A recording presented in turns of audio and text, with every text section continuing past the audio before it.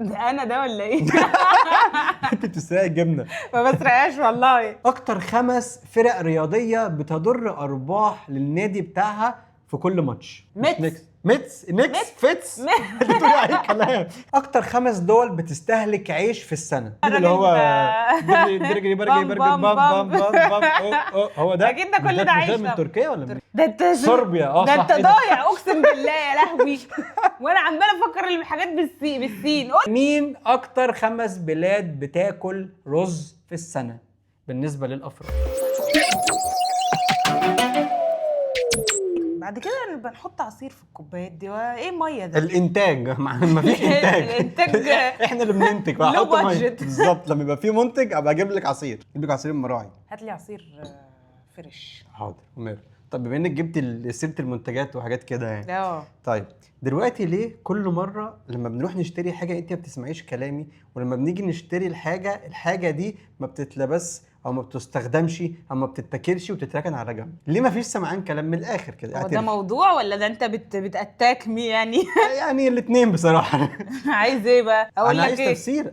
اللي بقول لك ايه، عايز تفسير. عادي ساعات بجيب الحاجه مثلا وبعد كده بعد ما اجيبها اكتشف ان هي مش مريحه او ان هي مش ما عجبنيش شكلها وانا في البيت مثلا. طب ما هو انت عندك هناك تعرفي تجربيها وتشوفي هناك. وهناك تقولي ايه مثلا نشتري شوز، دي جميله، دي مريحه قوي، دي لطيفه قوي. تاني يوم مش هلبسها تاني. مريحة؟ لا انت عارفه المشكله في ايه؟ انت ما بتقوليش اصلا. انا بلاقيها فجاه الحاجه مركونه شهر ورا التاني، اسال هي دي ليه كده مركونه؟ هي اسمها تعباني. هي مريحه. لما جربتها في الستور مثلا مشيت بيها 3 دقايق دقيقتين 30 ثانيه مريحه. وبعد كده بقى جيت اجربها في مشوار فعلي فشلت في الاختبار. مشيت بيها مشي طويل تعبتني. طب ما هو لما الكلام ده يبقى عشان كده انا ما بلبسش غير كوتشيات بس. الكلام ده مش في الشوزات بس، الكلام ده في اي حاجه تانية، في اكل، في شرب، في لبس، في اي حاجه. نشتري حاجه اقول لك خلي بالك انا حاسس ان دي مش هتشتريها تاني. لا ازاي؟ اديني مثال كده. اديني مثال غير الشوزات. اديني مثال في الاكل بعد الحلقه. بعد الحلقه احنا كده نفتح لبعض الدفاتر. بالظبط. انا يعني نفسي افهم يعني نفسيا في ايه اللي بيحصل في الموضوع ده الصراحه. انت موتر. طب تمام، دي مشكلتي. انت موتر يعني في الاخر معاك فيا صح؟ انا قلت لك الشوبينج معاك يلا تمام جميل. هننشر غسلنا المتسخ. طب ماشي. لا يا عم انت زي الفل والله العظيم. ولا تزعل. اهم حاجه جبر الخواطر ولا تزعل والله. يعني الشوبينج معاك احلى حاجه يعني والحياه معاك احلى حاجه. تمام ماشي. يعني في الاخر طلعت العيب فيا وبعد كده بتكسبي على بتاكلي على قفايا عيش اللي هو ليه عملت ايه؟ اكبر بخاطره كمان. يعني في ايه تاني بجد والله؟ يعني هتعمل ايه؟ سيبك مطحون عاطفيا يعني. لا تمام ماشي. ده ايه ده؟ في حاجه ناس كتير قوي بتعملها. إيه؟ ان هي لما بتخش مكان معين، بتخش اي ستور معين، بتخش محل او اي حاجه، بيخشوا هم مش هيشتروا حاجه، بس هو لازم طالما مش هيشتري حاجه ودخل يبقى يعمل حاجه واحده بس. إيه يخش يمسك الحاجه يفضل يقلب فيها ويفعص فيها كده، يجيبها من قفاها من وشها وبعد كده يقوم جاي حاططها وطالع تاني. ليه؟ انت عارف حوار جيرل شوبينج ده؟ إيه؟ البنات لما بتعمل شوبينج ايه اللي بيحصل؟ بيروحوا يلفوا على الستورز بالظبط اللي انت قلته ده. يلفوا يمسكوا الحاجه ويعجبهم جدا ويروحوا سايبينها تاني، يبصوا على تيشيرت ولا لبس ولا حاجه ويحطوه واو ده تحفه، دي احلى حاجه شفتها في حياتي. ليه؟ ويروحوا سايبينها. ما بيشتروش ليه؟ معرفش. بس هي دي زي كود كده موجود بين البنات كلها بس ما حدش عارف ليه. محدش يقول. نخش والحاجات تعجبنا جدا في الستورز بس طب في واحد ممكن يكون بيحرج. طبعا. انت مثلا دخلت ستور ولقيتهم مش حاطين اسعار. بكام ده لو سمحت؟ 900,000 درهم. عندكم منه اللون الفستقي؟ لا سيبك من غير ما تسالي. انت سيبك من غير ما تسالي. الفكره في ان انت لما بتخشي دخلتي انت عارفه ان انت مش هتشتري، ليه لازم تمسكي حاجه وتعملي كده وتقومي حاطها وتطلع؟ ليه ما تطلعيش على طول؟ عشان السيلز اسوشيت اللي هيبقى واقف ده هيبقى متوقع. هو شايفك تارجت دلوقتي. انت هتحقق لي التارجت بتاعي او هتساعدني اوصل له. فانت دخلت والاحراج بقى بيجي من حته ان انت عشمته ان انت هتشتري. عشمته على هو مفيش كوميونيكيشن حاصل ما بيننا. بس هو يعني من يعني في اي كونتاكت كده اللي هو ايه هاي جود ايفنينج بتاع كده، فانت هتتوقع هو هيتوقع ان انت هتشتري. فانت دخلت ولفيت وبتاع رحت بتحس ان هو كمان يعني عايز يطردك، عاوز مثلا يهزقك، اللي هو انت ازاي دخلت وما اشتريتش. فاقل واجب اعملها ان انا امسك الحاجه وارجعها تاني، قال يعني ما عجبتنيش صح مثلا. بس يعني عامه في كل الاحوال طالما دخلت محل وما اشتريتش الموضوع محرج، دي ما فيهاش فصال يعني. محرج بجد، محرج يعني والله اللي عنده جداً. شخصيه قويه بقى هو اللي يخش ويطلع من غير ما يلمس ولا حاجه وعادي، ولا تفرق معاه ولا اي حاجه. شخصيته بسم الله ما شاء الله، ولا اقوى ولا اروع. طب انا هحاول اتمرن. انا بس بحس باحراج لما بخش والشخص فعلا بيعاملني كويس، هو هاي مش عارف ايه وبتاع وازيك وكذا، وبعد كده انا ما اشتريش. اللي هو انت عارف الاسوأ من كده والله كان على عيني يا ابني. الاسوأ من كده ان انت لو دخلت محل مثلا وفي شوزات وجربت حاجه، دي اكتر حاجه بتحرجني والله. انا ببقى نفسي اجرب مثلا حاجه عشان اشتريها اونلاين ارخص من نفس المكان عادي، بس الاحراج بقى في اللي هو اروح واجرب والراجل يبذل مجهود ويروح يجيب لي المقاس ويعمل وبتاع، وبعد كده طب تمام شكرا. بس بصراحه اقول لك على حاجه بصراحه بقى، يعني هم اللي بيحطوا علينا الضغط ده، هم اللي بيحطوا الضغط. انا لما يبقى كل واحد يحسسك دايما ان انت لازم تشتري ويفضل يمشي وراكي وكل شويه يفضل يبص لك من على بعيد، انت بتحسي ان انت مضغوطه. دي اسوأ حاجه خلاص ممكن تحصل. حاسس ان انا ممكن امشي من يا اما هشتري وانا مش مبسوط يعني متقدر اللي هو انا عاملها عشان الموقف المحرج المنيل ده بس. بالظبط يعني هم يخفوا علينا شويه. نفسي يعملوا مثلا ستور سيلف سيرفيس، ادخل اجرب الحاجه براحتي لوحدي، عشان كده بحب البيج ستورز. على اسلم على نفسي واخش ازيك نفسي عامله ايه، ايه رايك ده حلو ولا لا، مش هتسبب لنا احراج يعني صح؟ الروبوتات لو في روبوتات الروبوتات مش هتسبب لك احراج، بس هتحسي انها برضو حاجه مراقباكي. هي مشكله في كده. هو على فكره الراجل اللي بيبقى وراكي ده هو مش مسبب لي اي حاجه، بس طول ما احنا ماشيين هو هيفضل باصص لك كده. يا اما في منهم اللي يفضل باصص لك بعينيك لو المكان مفتوح، وده على على حسب حجم الستور. يعني لو ستور مثلا صغير ده بيحصل، لكن لو ستور كبير جدا لا بيبقى صعب، مش هيقدروا يعملوا كده. هو بس هيراقبك في الاول اول كام متر من المحل، لو انت خلاص غوطتي جامد هو لا خلاص الاولى للناس اللي انت دخلتي خلاص. شغل كتير جدا في المحلات الكبيره دي اللي بيرتب واللي بيعمل، فمش فاضيلك. انت خلاص. بعدين الفكره في حاجه، انت خلاص دخلتي فخلاص هو كده بالنسبه له تمام حلو. في لكن في ناس بقى بره في ناس لسه على اول ايه بيبص يشوف هو ده الاولى ان هو ياخده يدخله جوه. الدايمنشنز بتاعت الستور صغيره، بالظبط مديهم الفرصه ان هم يراقبوه. ايوه. في دراسه بتقول ان الشخص لما بيجي يتاسف لشخص تاني، تمام، الشخص اللي بيتاسف ده بيبقى اقل ضررا من الشخص التاني. فهمتي حاجه من اللي انا قلته؟ بصراحه لا، بحاول افك الشخص. لو انا بتاسف لك خلاص تمام، انا ببقى اقل في الضرر منك انت.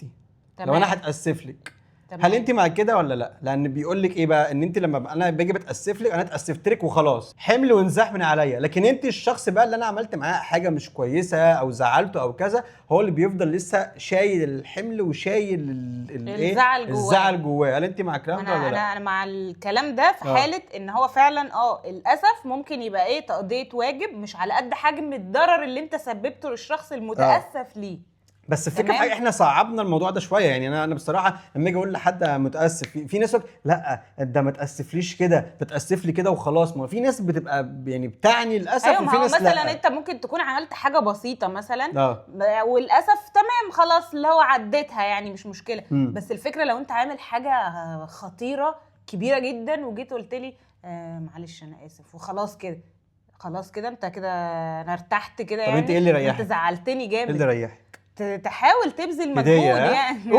قولي هديه. انا عارف يعني والله. انت وذوقك بقى وتقديرك يعني بجد يعني هو ده المفروض يعني تخش كده على الحد بحاجه. طيب. وهقول لك حاجه بجد الموضوع لازم للاسف الشخص اللي قدامك يحس ان هو يعني طالع من جواه بجد، يكون جينيوين. لو فعلا الشخص اللي انت زعلته حس ان انت بتتاسف بشكل صادق فعلا تمام. طيب هو في الدراسه دي بيقول لك في دايما في العالم كله الاسف بيفتقد حاجه من الحاجات اللي انا هقولها لك دي، الصدق. صح؟ ايه صح ده؟ تمام. هقولهم لك بقى ايه هم ال6 حاجات. 6 حاجات علشان خاطر تتاسف للشخص اللي قدامك مظبوط لازم يكون في 6 حاجات هيربونا بقى، اللي هو ال6 حاجات. تمام. اول حاجه ان انت تعبر عن الندم. لازم خلاص دي اول حاجه تعمل عن ايه الاسف بتاعك يكون بيعبر عن الندم بجد، مش هو انا اسف وخلاص. خلاص. طيب تاني حاجه تفسيرك عن الحاجه اللي حصلت غلط. يعني انا عملت ده وانا عملت ده غلط عشان خاطر كذا كذا كذا كذا، اللي هو انت لازم تديني مبرر يعني. مش مبرر، تفسيري يعني للحاجه اللي مش مبرر. انا بوصل اللي كان عملت كده ليه. ماشي تمام عديها صدقني بالله، يعني انا مش عمال اقول لك ازاي وانت برضه مش انت في دماغك الهديه حته مبررات دي، انت بتقعد تدققلي على كلمه مبررات. مش مبررات، توضيح ايه اللي حصل غلط. يعني مثلا انا مش عارف ضربت مين على قفاه، اشرح لك انا ليه ضربتك على قفاك. اصل كنت متعصب قوي وقتها بالظبط. ايوه كده تمام. تالت حاجه ان انت تعترفي بالمسؤوليه تجاه اللي انت عملتيه ده كله. يعني لازم اتحمل مسؤوليه اللي عملته، مهم جدا، اتفق. رابع حاجه التوبه النصوحه، ان انت لما تيجي تقولي له انا اسفه او انا اسف تكون في حاجه في كلامك بتدل ان انت مش هتعملي كده تاني، وفعلا ما تعملش كده تاني، عشان لو قلت وعملت بعدها تبقى ده كده ملوش لازمه. هو الواحد هيعرف منين يعني؟ لا عادي ممكن تتعمل تاني، بس هم دول الست حاجات اللي في الدراسه قالوا عليها. خامس حاجه وانا شايف ان دي حاجه مهمه جدا، ان انت تعرضي على الشخص اللي قدامك اوفر ازاي تقدري تصلحي اللي انت عملتيه، مع ان اللي اتكسر ما بيتصلحش، بس انت تعرضي عليه. تمام. يعني هقول لك مثلا تصالحني ازاي، ولا اقول لك ازاي؟ لا يعني مثلا في الزمن هو ميك ات اب فور يو، يعني اللي هو انا اصالحك ازاي؟ زعلتك اعمل لك ايه عشان اصلح الموضوع. لا انا ممكن اكون عملت لك مشكله، اقترح حاجه تصلح المشكله دي، مش هقول لك انا اسف واخلع السلام عليكم، لا اصلح لك المشكله، مش انا السبب في المشكله، اصلح لك المشكله. ما ده اساسي، ده شيء مفروغ منه. يعني انت لو في عملت مشكله لازم والله تحلها. طب هاتي لي واحد بيقول احنا قلنا 5 حاجات صح؟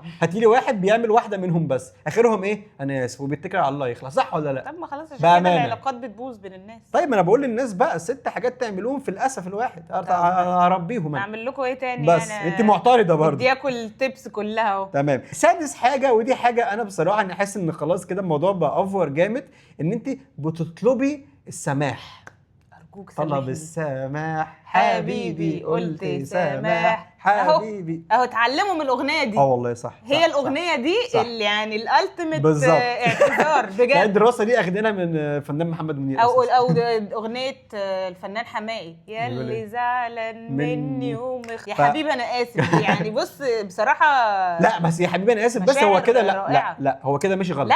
لا يا حبيبي انا اسف بس اللي غلط، انا اسف ومفروض بقى ايه يقول انا مش هعمل كده تاني. انت عمري وعمري ما فيش غيره. ما هي الاغاني دي معناها ايه؟ انا اسف وخد الاغنيه دي وخلاص. لكن لا تعرف ده معناه ده عامل له اغنيه.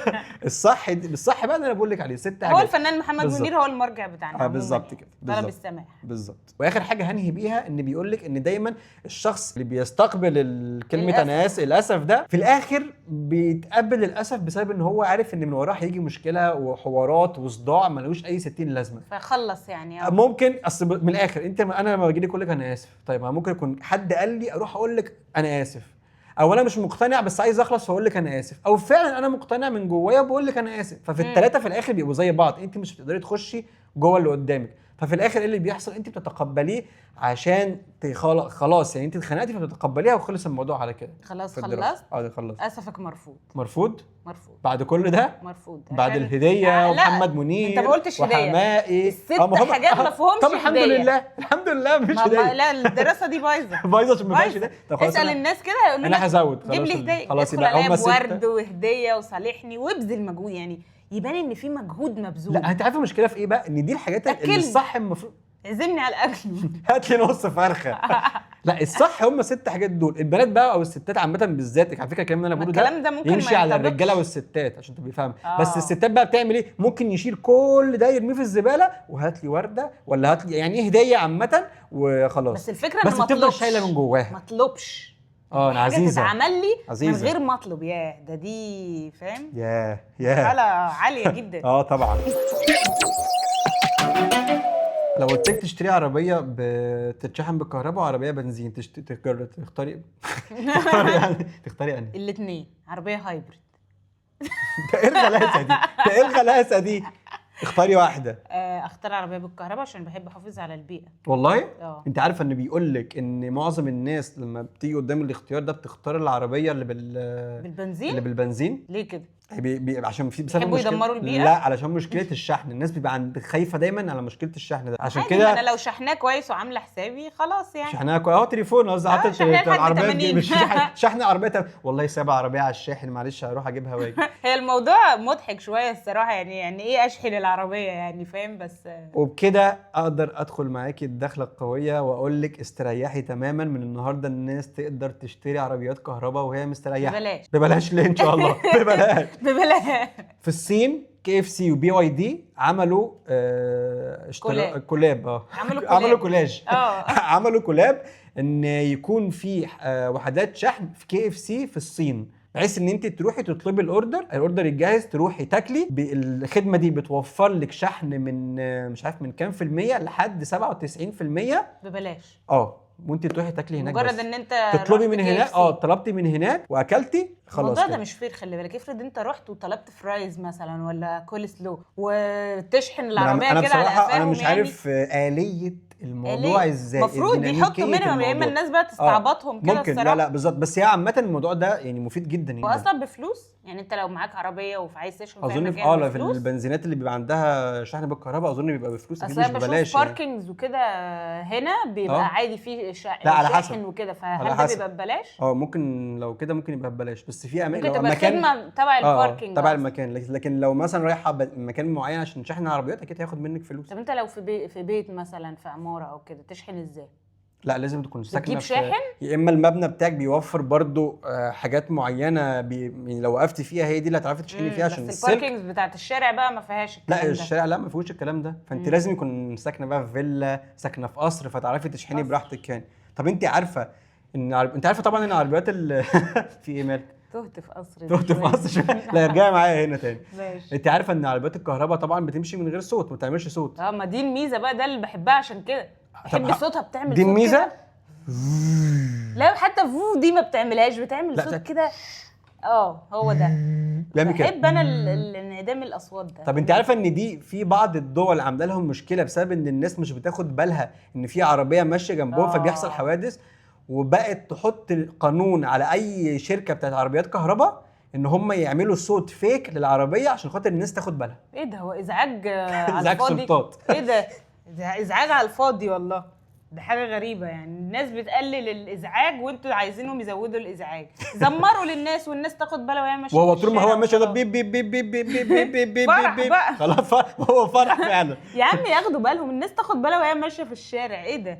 لا ما فيش الكلام ده، هو ده فكره حقيقيه فعلا. كل واحد ياخد باله من مشيه. عامل زي انت. طب ثواني، انت لما يجي جنبك السكوتر، الناس اللي راكبه السكوتر ده بتحسي بيه وانت ماشي معاكي على الرصيف، ده انا بيزودني، ده بيضايقني بقى الصراحه. والله. طب شفتي السكوتر ما تمشيش جنبي على الرصيف، معلش. ايه التكبر اللي انت فيه ده؟ ما تمشيش جنبي يا عم، بحس ان انا هخبطني، وبعدين بقى تقعد تعمل كده، انت تيجي كده وهم يجوا كده. طب لا غير كده، طب لو واحد جاي من وراكي انا بحس بيه لما بيعدي من جنبي يعني ساعه. انا ممكن انا يا سيدي انا مجنون يا سيدي وعايز امشي شمال في ساعه دلوقتي. وقعت مثلا. وقعت كده.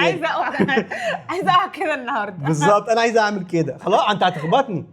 فدول بقى الجرس الخايب بتاعهم. حاطط السماعات في ودني. حاطط السماعات في ودني. هيعمل ايه؟ انت كده حصرته خلاص. يعني بنقول الناس تاخد بالها من مشيها في الشارع، وانت تقول لي حاطط السماعات وانا ماشي في الشارع. ما هو الناس كلها بتحط سماعات في الشارع. اخر مره عملتي فيها اشتراك الجيم كان امتى؟ او السؤال بقى بالظبط، اخر مره عملتي فيها اشتراك الجيم وما رحتيش امتى؟ ده على طول. صراحه زمان كنت بعمل كده، واعمل اشتراك وما اروحش. اخري اروح يومين في الشهر مثلا. في دراسه بتقولك ان الجيمات بتراهن على نجاح البيزنس موديل بتاعها على الناس اللي ما بتجيش. ده بجد؟ ده ايه اساس الجيم ومكسب الجيم من الناس اللي ما بتجيش مش من اللي بتيجي. بيقولك دايما ان الجيمات ممكن يعني ما عندوش ليميت لحته الاشتراكات. يعني انت المفروض لو عندك مثلا 500 اشتراك تبقى انت عارفه ان خلاص انا كده مش هقدر اخد اكتر من كده. ايوه صح. افرض ال 500 حضروا بالظبط نفس الوقت. حضروا. لا بيقول لك بقى ان الكلام ده مش صح، ان الجيمات بتراهن على فشلك لنجاحهم. بتراهن على كسلك. بالظبط على كسلك. انت مش عايز تيجي الجيم. بالظبط كده، وان دي اساس البيزنس موديل بتاع اي جيم. والله ده خطه في منتهى الذكاء بجد. انت عارف كميه الناس اللي بتبقى عندها اشتراكات وما بتروحش؟ بجد كتير. انت عارفه برضو نفس الدراسه لقيت ايه؟ بيقول لك اكتر ناس بيواظبوا على مروح الجيم هم اكتر ناس بتدفع اشتراك غالي. تفتكر دول اللي ليه؟ بيواظبوا. دول اللي بيواظبوا ليه؟ عشان خايفين على فلوسهم طبعا. صح اكيد يعني. صح منطقي طبعا. انا هدفع في الشهر مثلا مبلغ فلاني ولا في بالزبط. السنه وما اروحش يعني ليه ان شاء الله. هو ده بيقول لك ان الموتيف بتاعه هو الفلوس الكتير اللي هو دافعها. ايوه، فده اللي بيخليه يواظب ان هو يروح على طول باستمرار. مفيش حاجه تحرك البني ادم قد الفلوس والخوف على الفلوس. بالظبط. اقول لك على حاجه تانية بقى كمان، اكتر محتوى ليه علاقه بالجيم والورك اوت الناس بتتفرج عليه مش التوتوريالز بتاعه الورك اوت، بتاعت الديلي فلوجز بتاعت الناس اللي في الجيم. يعني هي حاجه شبه كده صح. انا بقى بصور وانا في كلاس معايا. أيوة. وانا برفع. ايوه هو ده صح والله. شاطر انت ازاي شاطره كده؟ اصل انا مراقبه كل حاجه. المحتوى بتاع التوتوريالز بتاع الورك اوت مش هو ده اعلى حاجه ان انت تتفرجي على حد بيتمرن او على مجموعه بتتمرن. ايوه صح. عشان ده بيخليكي تحسي ان انت بتتمرني زيهم، فانت كده خلاص انا ساتسفايد قوي كده، دماغي كده بتكيف قوي وتمرن الناس عايشه شباب. الله ينور. اشوفكم الفيديو الجاي ان شاء الله. مش ما اشوفكوش في الجيم، لا اشوفكم الفيديو لا الجاي. الفيديو الجاي انا عندي منطق يعني معين. طب يعني الحل بقى كده ان الناس تدفع اشتراكات غاليه. عايز تواظب ادفع اشتراك غالي، لو ما رحتش يبقى ما عندكش دم. طب خلاص وفر فلوسك واقعد بقى. بالظبط. اتفرج على فيديوهات ناس بتتمرن. اكتر 5 حاجات الناس بتكذب فيها في السي في. عدد سنين الخبره ده اكيد. هو مش عدد سنين الخبره بس، يعني الخبره عامه بيبقى فيها مبالغه. ايوه مبالغه. الله ينور. طبعا مبالغه. لو فدي انت واحده عملت مش عارف يعني كتبت ورقه في مشروع والله انا درت المشروع وخلي حد يروح يدور وراك. بالظبط زي لينكد ان كده بالظبط. فدي فعلا المبالغه. الناس كلها سي اوز على لينكد ان. هل حد هيدور وراك؟ كرييتيف دايركتور اي كل حاجه سينيور. يلا سينيور ادي اي لقب لنفسك عادي. بالزبط. مش مشكله. الدراسه بتاعتهم حاجه شبهها، بس هو بيقول لك ان الناس كلها بتكذب في الموضوع بتاع الجي بي اي. بيعلوا في الجي بي اي بتاعهم شويه. في شغلك اللي لو اتقبلت طلبوا منك ما انت لو وقعتي مع واحد عقر بقى هيظروفك واحد اللي بيبعت لي شهادتك 3.7 جي بي اللي انت كاتبه ده. وريني كده المكان اللي عايشين فيه. المكان ايه ده؟ ايه الهبل ده؟ يعني في اللوكيشن. يعني المكان اللي احنا عايشين فيه. انا عادي اصلا مش لازم تكتبي ان انت عايشه في المكان الفلاني عادي. طيب بيكذب في المده اللي اشتغلها في كل مكان. يعني مثلا في الشركه دي اشتغلت 3 شهور هكتب ان انا اشتغلت 2 سنين. لا محدش بيعمل كده. لا. ليه يعملوا كده؟ ما هي دي تعتبر كدبه. دي تبقى من ضمن المبالغه في الخبره برضه، يعني المبالغه في خبره وقت خبره العمل، فدي تحت بند الخبره. ايه تاني في السي في؟ طيب في حاجه اللي هي الجوب تايتل اللي احنا بنكذب فيه، اللي احنا قلنا عليها في الاول. اللي في كل اكسبيرينس ولا اللي فوق خالص؟ لا في كل اكسبيرينس. الجوب تايتل بتاعك انا في الشركه دي كنت شغال كذا والشركه دي كنت شغال كذا. كل واحد بيكتب يلا. لو انت بادئ جونيور لا سينيور. انا بكتب انا جونيور سينيور مثلا على طول. مع ان الموضوع doesn't make sense. انا بقالي مثلا جونيور والسينيور اللي بعديها بسنه او سنتين. طب ازاي اصلا على فكره المفروض في الناس، يعني المفروض ما في شركات الترتيب الوظيفي عامل ازاي. المصيبه ان في شركات او قصدي في يعني مجالات معينه ممكن لازم عشان تبقى سينيور اصلا يا حبيبي لازم تبقى مثلا 5 سنين 6 سنين خبره علشان تبقى سينيور. في ناس بتعمل ايه بقى؟ سنه سينيور. انا اعرف سوشيال ليد وهو سنه خبره. خلاص ربنا ساتر وخلاص ما نفضحوش. ليد تخيل ان هو اعلى حاجه. مسامحين ولا مش مسامحين؟ يلا مش قادره. الحاجات دي في القلب بقى. اللي في القلب. ماشي فاضلك حاجتين. في حاجه هي موجوده معايا هي مش الشهادات. بصي في حاجه اللي هي السكيلز اللي انت تكتبيها بس هي اصلا مش عندك. يا سلام. ده السي في كله كده. اديني ليست سكيلز واحطها وانا ما عنديش حاجه منهم. هو السي في ايه غير سكيلز وريسبونسبيلتيز شويه حاجات فوق بعض. بس كده. فهو ده الناس هو سكيلز الناس كلها بتكتب. ايوه بالذات في السوفت سكيلز على فكره. يعني ممكن في التكنيكال يعني ممكن لو كتب حاجه وهو ما بيعرفش يعملها يتقفش. بس في السوفت سكيلز برزنتيشن سكيلز نيجوشيشن سكيلز مش كوميونيكيشن سكيلز. وتلاقيه مثلا ما بيعرفش يقول كلمتين على بعض. انا معايا اوفيس معايا اوفيس. طيب واخر حاجه معايا وهي بس دي مش ما اظنش ان هي تبقى موجوده في السي في، بس انا حبيت ان هي تبقى موجوده عشان عارف الناس بتكذب فيها. ايه السبب اللي انت سبتي بسببه الشغل اللي دي بتتكتب في السي في؟ بصراحه مش عارف. يعني انا بالنسبه لنا احنا ما بنكتبهاش، بس مش عارف ممكن في ناس تانية بيكتبوها. ممكن لو في كفر ليتر او ممكن حاجه. ممكن او حاجه. الناس بتكتب برضه في اسباب ان هي مشت من الشغل، اتخانقت مع المدير، ضربته واديته على قفاه الصراحه. وانا ما بحبش بجد ما بحبش السؤال ده خالص. بس هو على فكره بيبقى محتاجينه يعرفوا ان هو ايه انت ريد فلاج ولا لا. طب ما انا كده هكذب كده سبتهم ليه؟ انا كده هكذب يا اما هم مشوك. ما هي لو حاجه حلوه كده حاجه. ما بصي الشخص لو الحاجه مش على هواه هيكذب. طب انت بتسالني سؤال وانا عارف ان انا وانت عارف ان انا هكدب ليه؟ الحل السحري بدور على فرصه بدور على فرصه. اوعى حد يفكر في السؤال ده يجاوب يشتم في الشركه القديمه. ايوه مرفوض. اديهم نصايح بقى، اديهم نصايح. انت مرفوض. لو حد سالك انت مشيت من شغلك اللي فات ليه وذكرت مساوئ الشركه القديمه، انت كده بالنسبه لهم ريد فلاج، مش هيقبلوك اصلا. هيفتكروا ان انت لما انت لو احنا شغلناك وانت مشيت من عندنا هتطلع تتكلم علينا برضو وتقول كلام وحش. بالظبط. حتى لو الشركه بتاعتك يعني حتى لو كان ده حقيقي وهم بالظبط وبيمرمطوك وبيخلوك تغسل مواعين واوفيس بوي وكل حاجه، برضو لما تروح الشركه الجديده ما تقولهمش ان انت يعني ان هم كانوا بيعاملوك وحش. انا مقدر فترتي اللي فاتت في الشركه القديمه ومبسوط بالاكسبيرينس اللي انا كسبتها، بس ده الوقت اللي حسيت ان ده الوقت المناسب ان انا اسعى لفرصه احسن. ولو حد حابب يعمل سي في او ياخد كورسات ازاي تعدي الانترفيوهات، ما تكلموناش، معانا الاستاذه عشان مش فاضيين. الاستاذه شتوته تقدر تقوم معاكم بالكلام ده. اكتر 5 حاجات بيتم سرقتها حول العالم. لوح معرفش. طيب. ليه لوح؟ الفن عامة والارت بيتم سرقته بمبلغ من 6 ل 8 مليار دولار في السنة.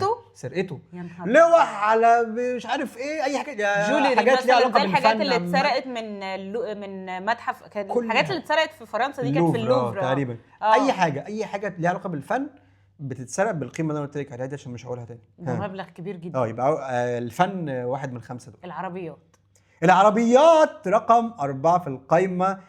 بيقول لك ان كل 32 ثانيه في عربيه بتتسرق على مستوى العالم. يا نهار ابيض، وانا ما اعرفش صحه المعلومه دي منين، بس لو حقيقيه انا خاف على نفسك يا معلم. خاف على عربيتك، خاف على نفسك وعلى عربيتك. اصل هو ممكن بسهوله يعرفوا يدخلوا جوه العربيه، بس صح بيعملوا يقطعوا يلمسوا السلك كده ويمشوا بيها. ان ازاي الحرامي يسرق العربيه؟ بفكر في ايه طرق حمايه العربيه. طب والله ممكن نعملها. كلبشها والله. كلبش نفسك قبل ما حد يكلبشك.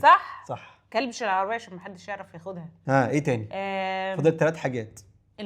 الموبايلات بيقول لك 1,000,000%. كل 3.5 ثانية في موبايل بيتسرق على مستوى العالم.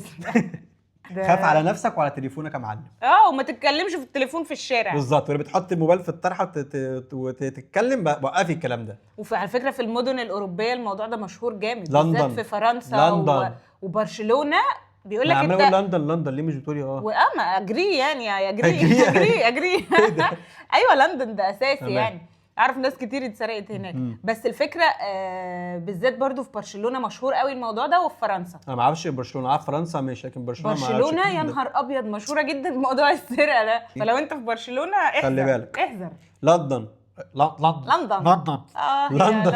علامة وكيف حالة. لندن، برشلونة، باريس، دول اخطر 3 مدن. بس برضو بقيت مدن اوروبا عموما برضو محتاجين تاخدوا بالكم. تمام يا معلم، تمام. ايه تاني بيتسرق؟ موبايل، فلوس، لا ما محفظة، لا العجل. بيقولك ان في امريكا لوحدها كل سنة 1.5 مليون عجلة بتتسرق. 1.5 مليون. تخيل الموقف، عجله بتتسرق. امريكا دي خطيره امريكا دي. تمام. فاضل لك حاجه واحده بس، وهي مش متوقعه، انا مش فاهم هي دي موجوده في القائمه اصلا، وهي الجبنه. ده انا ده ولا ايه؟ انت بتسرق الجبنه؟ ما بسرقهاش والله.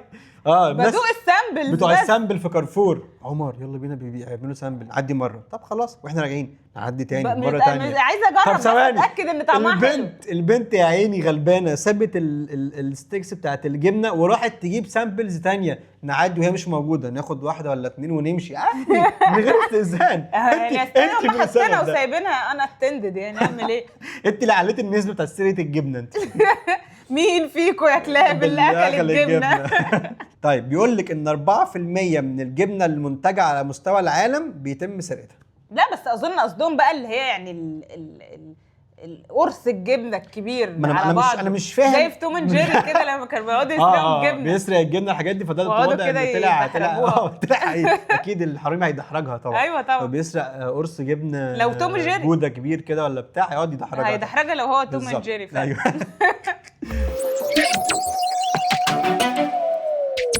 اكتر 5 فرق رياضيه بتضر ارباح للنادي بتاعها في كل ماتش. مانشستر يونايتد. مانشستر سيتي. مانشستر سيتي مش في القائمه. كنت ماشيه صح. مانشستر يونايتد كنت ماشيه صح. طب ما انا كنت هقول مانشستر. انا سبتك، انا ماليش دعوه. جواب نهائي ايه؟ مانشستر يونايتد. مانشستر يونايتد رقم 4 في القائمه، بيجيب ارباح 48 مليون دولار في كل ماتش هوم، يعني كل ماتش على ارضه. بسم الله ما شاء الله، دي الارقام الهايله دي. يلا اديها. كلهم اكيد في اوروبا. بس مش كلهم كوره. مش كلهم كوره. مش كلهم كوره. طب لو قلت اسم النادي بس انت مش، انا هساعدك عشان في حاجات مش هتعرفيها. طيب بس خليكي انت في الكوره اللي انت هتعرفيهم يعني. ماشي. برشلونه مش في القائمه. ارسنال مش في القائمه. بايرن ميونخ. لا. قول لي البلد. النادي الملكي مش الزمالك. ليفربول. النادي الملكي. استنى، انجلترا. الملكي. ريال مدريد. في أيوة ايه صح. ريال مدريد رقم 3 في القائمه، بيجيب 50 مليون دولار في كل ماتش هوم على ارضه. مفيش كوره تاني. طيب ثواني. النكس في امريكا. لا، في فريق باسكت. البيسبول. في فريق هو في فرقتين، انا مش عارف هم بيسبول او هوكي. لا، هو النكس ده اصلا باسكت. نكس ده باسكت. إيه مبدئيا يعني. طيب في فرقه باسكت، اكتر فرقه باسكت مشهوره. كل الناس تلبس التيشيرتس بتاعتها. اللي اصفر دي. اصفر في موف. فينيكس. مش فينيكس ده. فينيكس مش نكس. ميتس فيتس. انت بتقولي اي كلام. اسمهم ايه؟ اسمهم لوس انجلوس ليكرز. الليكرز بيجيبوا في الماتش الواحد في الهوم 45 مليون دولار. بس دي مش اشهر فرقه يا عم باسكت. اشهر فرقه في الباسكت. انا قلت الليكرز اشهر فرقه في الباسكت. طبعا، العالم كله، الفرقه الوحيده اللي العالم كله يعرفها صح. هي موجوده على الليكرز. التيشيرتات في كل حته. في ناس بتلبس والله أيوة. في ناس بتلبس التيشيرت وما يعرفوش دي اساسا. ايوه صح. الفريق الوحيد اللي تلاقي كل المحلات بتاعت الملابس والحاجات دي كلها بيحطوا اللوجو بتاعها والحاجات دي كلها. ازاي مش مشهور؟ فاضل فرقتين وهم انا بصراحه ما اعرفهمش، بس هم غالبا يا هوكي يا امريكان فوتبول. يا انا هقول لك الاسم بقى على طول. رقم 2 في القائمه فرقه اسمها نيويورك يانكيز. يانكيز دول بتوع الايس هوكي. ايس هوكيز. انا ليه بجمع كده؟ ايس هوكيز. ايوه بتوع الايس هوكي تقريبا. انا مش عارف يعني، ممكن حد بقى يقول لنا. دول بياخدوا في الماتش الواحد او بيجيبوا 60 مليون دولار في الماتش الواحد لما يبقى هوم. انت عارف اظن اللوجو بتاعهم اللي هو زي حرف الواي كده دايما على الكبات اللي هي كده وعريضه من قدام دي، عارفها؟ ايوه ده بيلعبوا دلوقتي بجد. والله عندهم ماتش دلوقتي. طب ايه هو بقى اصلا؟ ايس هوكي صح ولا هوكي عادي؟ بيسبول ده ولا هوكي ولا بتاع؟ تلعب بيسبول اكيد. استنى بيسبول هو العصايه اهي. هو بالعصايه يا عم. بيبقى ليها اسم تاني. ايوه يا عم. فوتبول ولا لا امريكان فوتبول اللي هي بتتحدف وكده، ولا دي امريكان فوتبول؟ امريكان فوتبول يا عم. اصبر يا عم. لا بيسبول. ما قلنا انت بتحكم بالمضرب. تعمل لنا خبير. ايوه خبير. بيسبول بيلعبوا بيسبول. فنيويورك يانكيز رقم 2 في القائمه، 60 مليون دولار. فاضل لك ايه الارقام؟ فاضل لك رقم 1 في القائمه. انهي رياضه؟ انا كده مش هعرفهم، فقول لي يعني. الفرقه انا خلاص عرفت يعني. هي الفرقه اسمها دالاس كاوبويز، ودول بيجيبوا 75 مليون دولار في الماتش الواحد. ايه بقى؟ ودول امريكان فوتبول. ايه المباراه؟ ايه بقى المباراه؟ ايه بقى نوع الرياضه؟ امريكان فوتبول. اكتر 5 دول بتستهلك عيش في السنه، والسؤال ده بالنسبه لكل شخص، مش للدوله ككل. بالنسبه للفرد للشخص يعني. الفرد الواحد بيستهلك فيها قد ايه في السنه؟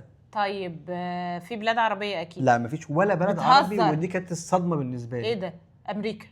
امريكا مش في القائمه. والبرجر اللي بياكلوه ليل نهار ده ايه؟ يفطروا ويتغدوا ويتعشوا برجر. بس مش معتمدين على العيش. هو البرجر خلاص ده عيش. لا بس مش بياكلوا برجر على طول يعني. طول اليوم مش بياكلوا برجر يعني. ماشي. يعيروا كلمه. في حاجات في اسيا. مش عارف. تركيا. ما اعرفش ليه. رقم 1 في القائمه، وعندهم جينيس وورلد ريكورد 199 كيلو جرام للشخص في السنه. 199 كيلو جرام عيش في السنه. ايه ده بياكل موسوعة جينيس. ضعف وزن موسوعة جينيس. عيش. موسوعة جينيس تركيا رقم 1 في القائمه. عشان كده تلاقيهم مليانين. صحتهم حلوه. صحتهم حلوه بالعيش. صحتهم حلوه. عارفه الراجل اللي هو برجر هو ده. اكيد ده كل ده عيش. من تركيا ولا منين؟ تركيا بجد؟ صح. اكيد كل ده عيش. انا توقعت ان هو تركي يعني عشان كده. ايوه يا ابني دول افلام كله ده شاورما وكباب. كباب والحاجات كل حاجه محشيه اديها على طول. احشي وخد على طول. في حاجه في اسيا تاني في بلد بس انا مش عارف هي في اسيا ولا فين بالظبط. انا ممكن اقولها لك يعني لو انت خلاص مش عارفه. في بلد عشان مش عارفه تجيبيها، هي رقم 3 في القائمه وهي بلغاريا. بلغاريا بياكلوا الشخص الواحد 131 كيلو جرام في السنه. ده ولا نسمع عنهم بلغاريا دول ولا اي حاجه. انا ما اعرفش هم في انهي قاره يعني. انا عارف البلد بس ما اعرفش تبع انهي قاره. اوروبا. بلغاريا في اوروبا. انت محتاج دراسه قويه. انا ما عارفني بلغاريا في انهي بلد يا عمي. بلغري. طب تمام، مش عارفها يعني. ماشي خش على اللي بعده. ها في بلد اوروبيه مشهوره جامد يعني. لندن. لا بقول بلد، هي ما بقولهم مش سوري يو كي. لا انا قلت لا، لو قلت لندن فرنسا رقم 5 في القائمه عشان بياكلوا بيستريز كتير. بالظبط رقم 5 في القائمه 2 و5. اقول لك على مفاجاه. ايه؟ فرنسا مش في القائمه رغم ان الناس كلها عارفه ان هم بياكلوا بيستريز كتير. انت ليه بتقول لي ما انا اتلخبطت. ايه ده؟ ليه عشمتني؟ اصل انا كنت حاططها عشان اقول لك المعلومه يعني ان هم الناس هتفتكر ان فرنسا موجوده فعلا وانت وقعتي في الفخ. مفاجاه. بس هي مش فرنسا مش في القائمه بالظبط. بس هو الرقم يعني هي اصلا مش في اول 10 حتى. الفرد الواحد بياكل في السنه 52 كيلو بس. طيب اسبانيا مش في القائمه. في ايطاليا حاجه بياكلوا بيتزا كتير. لا مش ايطاليا. حاجه مع جنب ايطاليا. سويسرا. لا مش جنب ايطاليا. سويسرا. لا في بلد هيبقى صعب. مش جنب ايطاليا قلت خلاص. لا مش جنب ايطاليا. ها بلد ساقعه. بلد جنب روسيا. اوكرانيا رقم 4 في القائمه والشخص الواحد بياكل فيها 88 كيلو جرام في السنه عيش. يا نهار ابيض. اوكرانيا كتير قوي. طب في حاجه فاضل لك رقم 2 ورقم 5. في حاجه في افريقيا؟ لا مفيش حاجه في افريقيا. الاثنين في اوروبا. في بلد ساقعه قوي. الدنمارك. لا. بالسين. اسكتلندا. لا. سويد. لا. رقم 2 في القائمه وهي صربيا. ايه ده؟ بالسين؟ ده انت صربيا. ده انت ضايع اقسم بالله يا لهوي. وانا عماله افكر الحاجات بالسين. قول لي صادق. انت مش عارف صربيا بايه حتى. صوت الس يا عم. صربيا رقم حتى بتتنطق صاد. صربيا رقم 2 في القائمه 135 كيلو في السنه. فاضل لك بلد واحده واخيره وهي بلد صغنطوطه سياحيه. لوكسمبورغ. لا. صغنطوطه جنب اليونان تقريبا ولا ايه مش عارف. سيسيلي. ايوه هتجيبيها. قبرص رقم 5 في القائمه 74 كيلو جرام في السنه. دي اكتر 5 شويه يا جماعه ولا غلط. دي اكتر 5 بلاد بتاكل الاشخاص فيها بتاكل عيش في السنه. تاكل عيش يعني. كل عيش يا معلم. كل عيش. مين اكتر 5 بلاد بتاكل رز في السنه بالنسبه للافراد؟ الصين مش موجوده في القائمه. ايه؟ الفلبين. دول عايشين على العيش على الرز بقى ما تقوليش. ولا الفلبين. ايه ده؟ مفاجاه. الهند. ولا الهند. لا كلها بلاد غريبة. آخر بلد معانا رقم 5 في القائمة وهي بنجلاديش. ايه ده؟ 247 كيلو جرام في السنة. الرز أوزانه تقيلة. خش معايا بقى في الشغل التقيل. العيش ده كان تسليك بق بقى. شوفي دلوقتي الرز أوزان عالية. طيب في آسيا برضو صح؟ في آسيا تايلاند. مش حاجة شبهها. وايلد جيس. لا مش تايلاند. شبهها شوية. سريلانكا. لا. طب قول ايه رقم 4 في القائمة فيتنام 228 كيلو جرام للشخص في السنة. ايوه صح. فيتنام دول في بلد اللي بيصنعوا فيها كوتشيات والحاجات دي دلوقتي. بلد غريبه كده برضو. ما هي فيتنام دايما اي كوتشي. في واحده تانية بقى بتبدا بحرف ايه؟ كاف. مش هتعرفيها. انت بتتحداني. طب ايه تاني معروف عنها؟ لا انا ما اعرفش عنها حاجه غير كده. ان هي بيعملوا فيها كوتشيات. لا كارفور. يعني ايه كارفور؟ ثواني بقى، يعني ايه كارفور بجد والله مش عارف. عايز اعرف. كمبوديا رقم 3 في القائمه 248 كيلو. ايوه انا رز. هدوم اعرف بتاع. ما هم والشوزات بقى. خدت معاهم الشوزات. تمام يلا. في بلد غريبه انت مش تعرفيها وهي رقم 2 في القائمه. بلد اسمها لاوس. لاوس LAOS. لا ما اعرفهاش دي. حتى العلم بتاعها غريب. ده علم شبه علم كمبوديا فعلا والله. فهي دي رقم 2 في القائمه والفرد فيها بياكل 227 كيلو جرام رز. ما مش فاهم في ايه. ده بيشربوا الرز تقريبا. ده حاجه غريبه يعني. طيب اول بلد في القائمه كوريا. ايه؟ لا بلد برضو مش معروفه خالص. انا عارف ان القائمه دي صعبه عليك. صعبه جدا. ايوه صعبه عليك. بلاد عمرها ما تخطر على بالي. اول بلد هي ميانمار.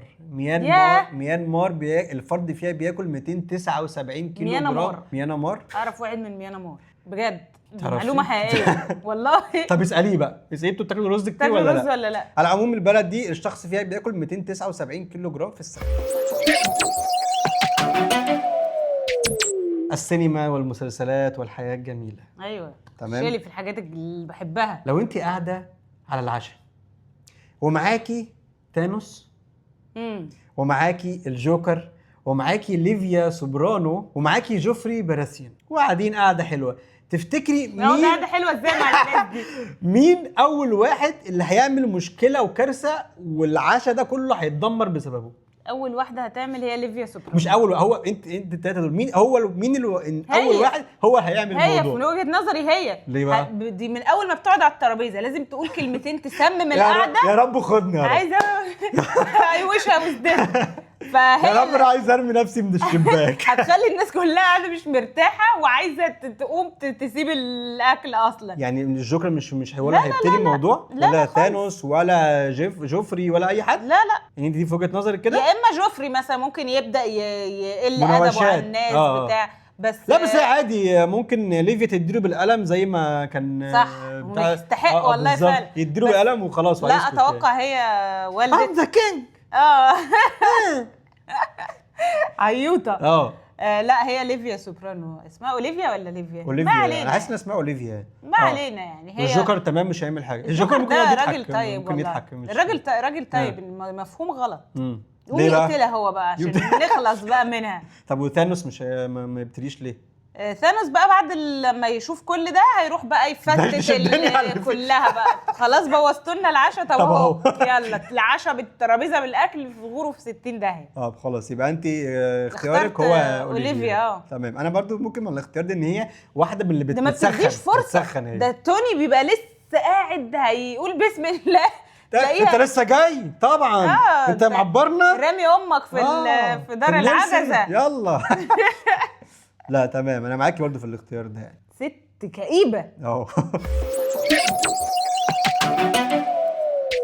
لو معاكي الاشخاص دي، مين الوحيد اللي هتأمنيه على حياتك؟ جاك سبارو، باتمان، فورست جامب، ولا ذا ماسك؟ حاسه باتمان بصراحه. باتمان ليه بقى؟ مش عارفه، حاسه ان هو كده. انت ليه خايفه؟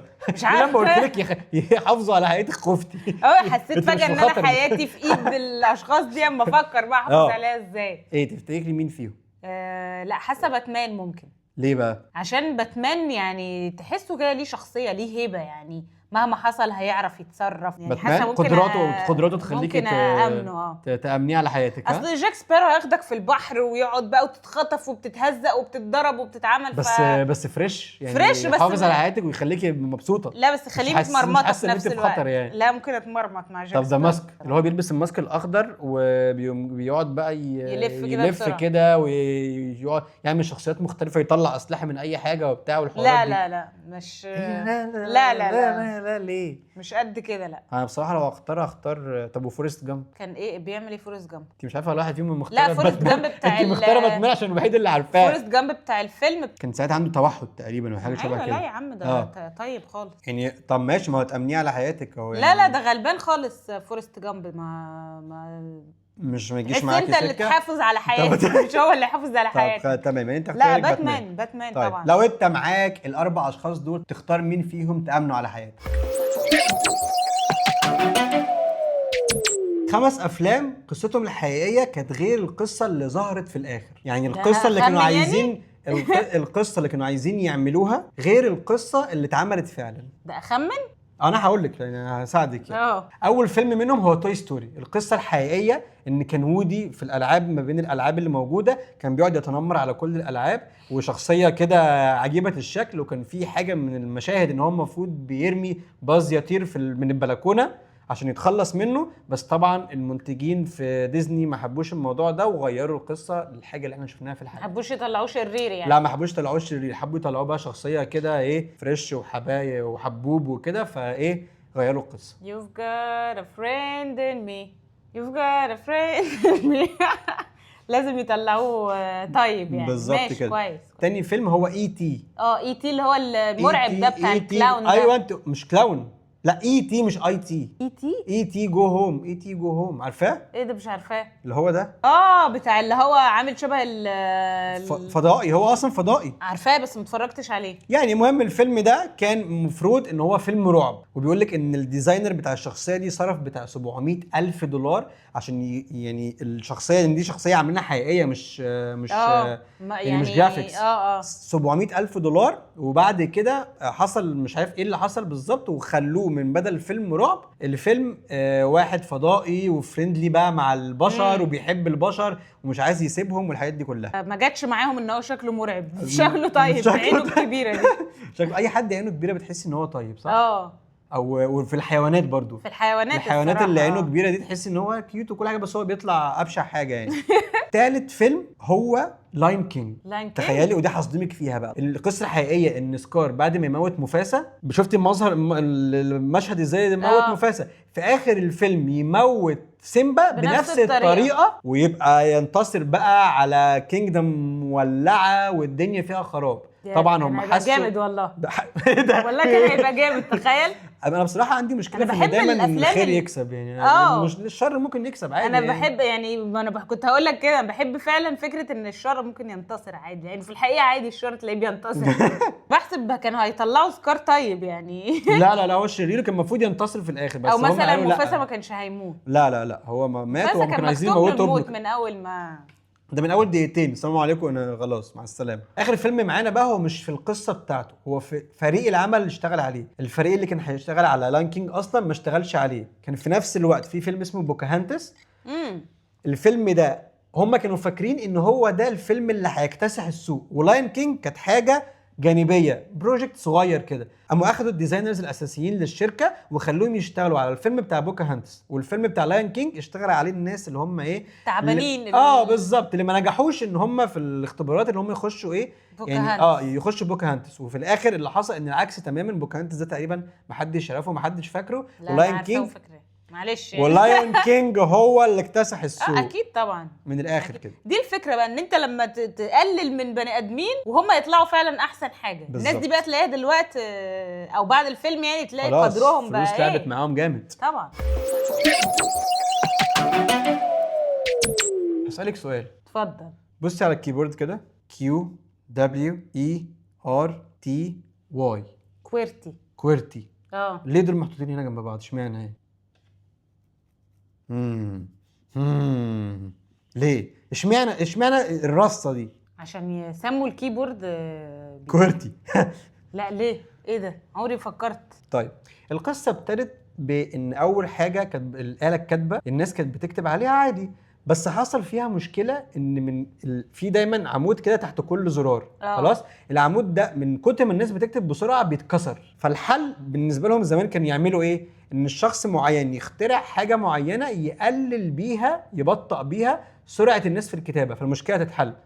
فهم عملوا ايه؟ عدلوا الاماكن الزراير بحيث الزراير او الحروف اللي الناس بتستخدمها كتير يحطوها بعيد عن بعض. الحروف المنطقيه ان انت تستخدمها ورا بعض يعني. ورا بعض تستخدمها ورا بعض وتستخدمها كتير، يبقوا بعيد عن بعض، فتبقى انت قاعده مش الزراير مش جنب بعضها، فتبقي ابطا شويه، فالمشكله تتحل. ده ايه الغتاته دي؟ المشكله اتحلت فعلا، بس بعد سنين طويله بقى عندهم القدره ان هم يصلحوا الاله الكاتبه نفسها، ومفيش مشكله في موضوع الكتابه ده. بس برضو الناس فضلت تستخدم نفس الرصه دي، نفس الرصه بتاعت الاله الكاتبه، بالظبط نفس الرصه بتاعت الاله الكاتبه بالظبط. ده جامد ده. وبعدها جاء عالم قال طب انا ليه اعمل كده؟ طب ما احنا خلاص صلحناها يعني، طب ايه المشكله اما انا اعدل فيها واعمل الكلام ده كله؟ في الحرب العالميه الاولى او الثانيه تقريبا الشخص ده عمل كده، وحصلت دراسات ان هل فعلا النتيجه بتاعته يعني مظبوطه ولا لا.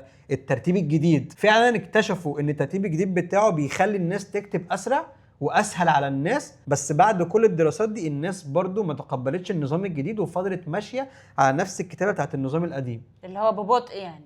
مش ببطء بقى، مش بسرعه اي حاجه، بس المهم ان هم بنفس الترتيب اللي الناس اتعودت عليه. فبقت خلاص كل الشركات بدات تطلع الكمبيوتر بالزراير برضه بنفس الترتيب بالقديم، مع ان الجديد اسهل بس ما حدش بيستخدمه خالص، والناس كلها رفضته واتلغى خالص، ما فيش ولا كمبيوتر بيتعمل بيه، ولا اي كمبيوتر ابتدى يعمل بيه اصلا وكمان بيقول لك ان بعد ما طلع الموبايلات والحاجات دي كلها بقت مشاكل الزراير والحاجات دي بقت خلاص مفيش مشكله، يعني كل حاجه فيزيكال خلاص سهله، مفيش حاجه تتكسر يعني. بالظبط. فاعملوا بقى الجديد، برضو مفيش ولا حد عمل الجديد، وكل الشركات لحد النهارده رغم ان احنا بنستخدم التاتش بس برضو بيستخدموا نظام كويرتي. جامد والله. وبرضو تلاقي الناس بتضغط على الكيبورد ده في الشغل بقى، كامل قوتها. انتر سبيس. انا بحب اهبد قوي على الانتر والسبيس، ما اعرفش ليه والله، في حاجه نفسيه. انا بحب. انت اصلا بتقعد تزعلي لما بقعد اكتب بس انا بحب اعمل كده. اكتر 5 اكلات محدش يقدر يعملهم زي بابا. ماشي يلا بينا. الفول ده شيء اساسي. الفول والفول بالسجق ده رقم 1 في القايمه اساسي يعني. السجق ده سجق يا عم. سجق اللي بعده. انا بقول سجق. انت كده من القاهره. ما انا من القاهره. ماشي يا سيدي. ماشي. انا في السجق من القاهره، في الباقي من اسكندريه. والله ما عنديش مشكله. ما جيتش انت معايا في السجق؟ لا ما جيتش. دي فرحه بتوع القاهره فينا. شميت ابلظاظه فيا. ايوه. لا الفول عامه يعني. الفول ماشي. مسقعه. المسقعه موجوده في القايمه رقم 2 في القايمه. صينيه مسقعه. انا لما دورت لقيت دايما بيقول لك ان مسقعه الاب دايما مشهوره ان هي ارداحي من غير اي حاجه خالص. من غير لحمه. من غير لحمه ولا بتاع، هي بس بالصلصه والبتاع. ليه تاكل مسقعه باللحمه يعني؟ مش عارف، انا مسقعه باللحمه لازم. انت بتاكل مسقعه باللحمه؟ انا ما بحبش المسقعه اصلا، بس لما بتبقى باللحمه. لا المسقعه ارداحي. تمام. بالعصاج. كلمة عصاج دي بعصج اللحمه كده. كلمة غريبة قوي الصراحة، ببقى مكسوف وانا بقولها الصراحة. خايف على اللحمه. اللي هو انا بعصج اللحمه. لا ليه؟ شتيمة او في حاجة مش مظبوطة في كلمة عصاج ومعصجة دي. معصجة، لحمة متعصجة. الشكشوكة. البيض، الشكشوكة والبيض بالبسطرمة موجود معانا في القايمة. مظبوط طبعا، محدش بيعملهم احسن من الاب الصراحة. طبعا. فاضل لك حاجتين. صينية البطاطس. صينية بطاطس مش معانا، بس انا اقول لك على حاجه. انا رقم 5 في القائمه سايبها لاي حد يختار بقى ايه، لان في ابهات بتخترع حاجات. احنا يعني كل بيت كده في اب ممكن يكون بيخترع اكله، بيخترع وصفه، او في حاجه مميزه هو بيعملها بالنسبه للعيله. فانا عايز كل واحد يقول لنا بابا متميز في انهي وصفه بالظبط او انهي اكله. قولي لي رقم 4 في القائمه. رقم 4. طب انت قول لي انت. طب حاجه حلوه ولا لا اكله؟ لا ولا حاجه. الابهات ما يعملوش في الحلويات قوي، بس انا بابايا ليه بيعمل حلويات جامده قوي. باباك فعلا يعمل لهم القاضي وكيكات وشوكولاته وحاجات كتيره يعني، ورز بلبن. بويا. حسيت اني عايز اعمل كده. مش عارفه ايه. رقم 4 في القائمه معايا وهي المشاوي. الابهات شاطرين في المشاوي. بيشوا حلو قوي. بيقول لك ان المشاوي بتطلع من معاهم حلو قوي، والاكل عامه بيطلع مع الابهات حلو قوي. عارفه ليه؟ نفسهم حلو في الاكل. مش نفسهم حلو ولا حاجه، هم عشان بيستخدموا بهارات كتير شويه. وبيحاولوا على قد ما يقدروا يظبطوا البهارات ويهتموا جامد ان هم مش بيطبخوا كتير. فلما بيعملوا حاجه اعمل بقى يعني طبق فول. وكمان هقول لك حاجه، لما بيعملوا بمزاج. لان هم مضطرين. تخيل مثلا يوم جمعه كده صاحيين بقى الصبح رايقين واجازه وبتاع، اما اعمل بقى طبق فول كده بالزيت وحاجه لكن الامهات طالع عينها كل يوم طبخ خلاص بتقرف. والله العظيم سقفه للامهات والابهات اللي بتساعد الامهات. صح، دي اهم حاجه بالظبط. وفاضل معانا رقم 5 ودي انا سايبها لكل واحد شايف ان باباه بيعمل حاجه مميزه ما فيش حد غيره بيعملها احنا ما نعرفهاش، فيقولها لنا في الكومنت.